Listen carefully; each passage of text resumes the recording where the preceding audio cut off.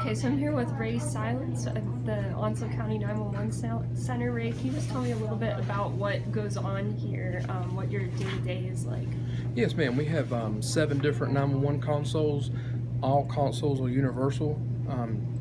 Doesn't matter where you're sitting at, you can answer 911 calls, and you can also dispatch for all the entities and agencies that we dispatch for at each console. So we receive a 911 call.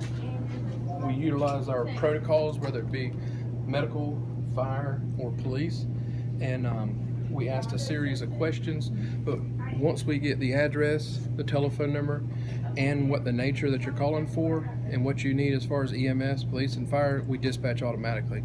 And then we gather more information after we've verified the address and why we're going. Right, and how long did you say it normally takes to ask those 3 questions? I would say usually with a cooperative caller, we can have those information gathered, verified, and have someone en route in about 10-15 seconds. Yeah, that's amazing.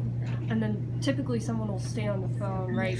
So they're talking for a few minutes afterwards, right? Yes, and we're asking some questions there, especially on medical, so we can provide medical assistance, so we can help save lives before somebody gets on scene to actually lay hands on. Right.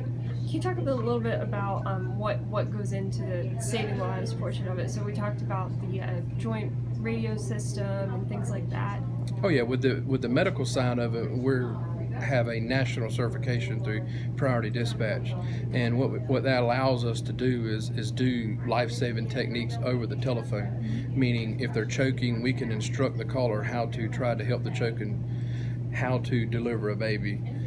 If they're not breathing, we can do CPR, instruct the caller how to do CPR, control bleeding, maintain an airway. So we can do all these things with our certification until the paramedic and first responder gets on scene.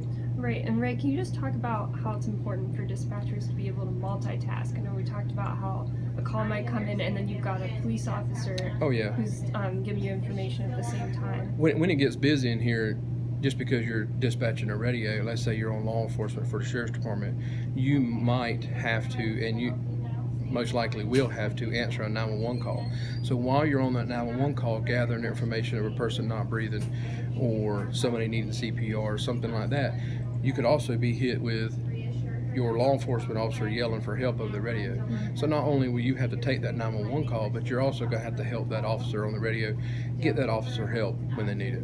Right, exactly. And the other thing we talked about was how the dispatchers will repeat information on the call and why it's important for the other people on shift to kind of hear that as well. I think my favorite term when I say in here is that to be a good dispatcher, you have to be a sponge. Yeah.